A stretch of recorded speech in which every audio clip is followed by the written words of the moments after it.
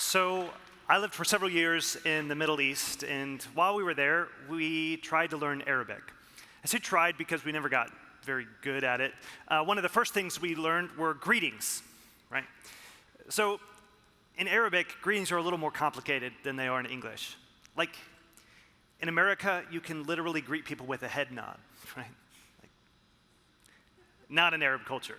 Their greetings are complicated. They change based on gender, age, your level of familiarity with the person you're talking to, and then you just pile like one on the other. There's just a lot of greetings. So right at the beginning, we learned the most basic one, which is sort of like an Arabic equivalent of peace be upon you. But then we learned some of the more complex ones. One of them was an Arabic version of what's up. And then you would add like man or girl on the end of it, depending on who you're talking to. So early on in our time there, I was at work one day, and this young Arab guy walks in, cool-looking dude, maybe, college age, and I was like, perfect opportunity.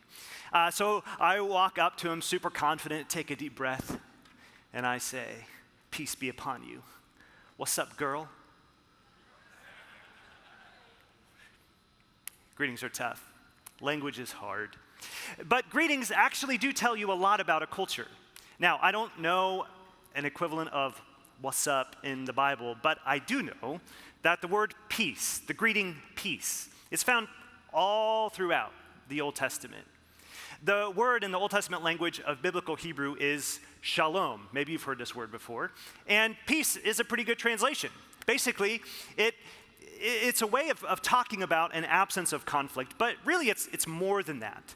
If you're asking about somebody's peace, it's sort of like asking, about their health, about their security, about their welfare, making sure that everything's okay. So, in the book of Genesis, Jacob meets some shepherds at a well who know his extended family, and he's curious if they're doing okay. So he asks, is it peace with them?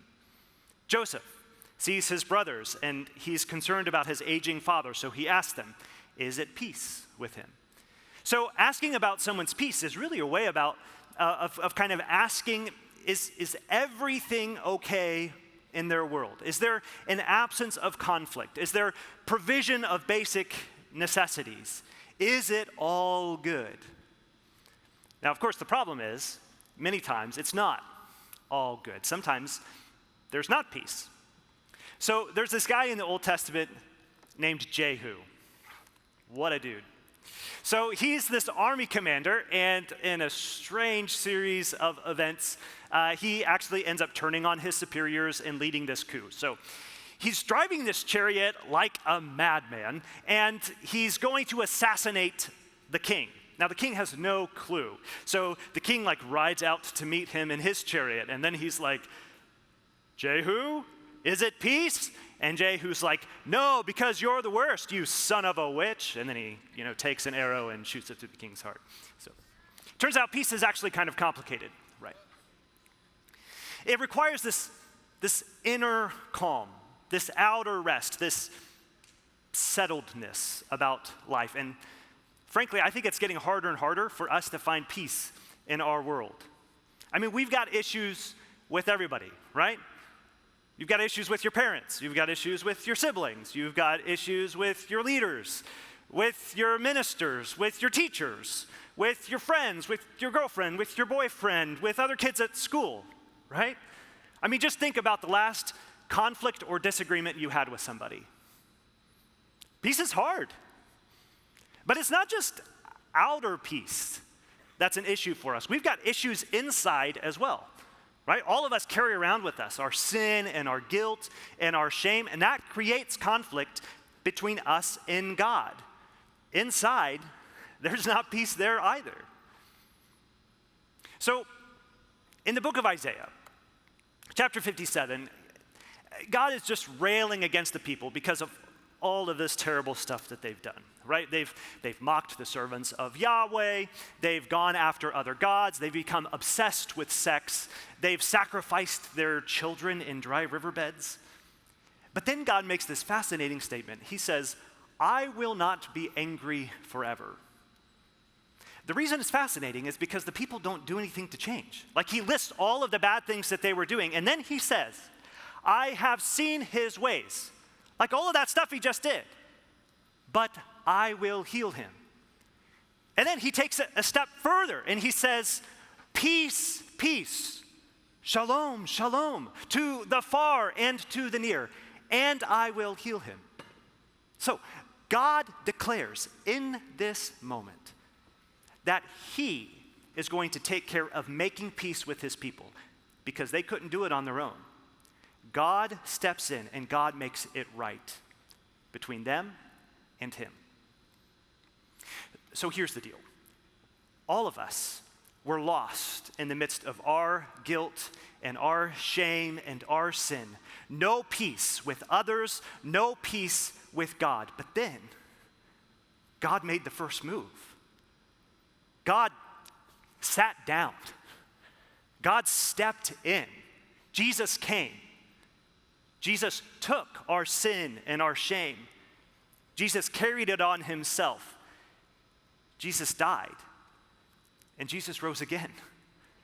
Or here's another way you could say that.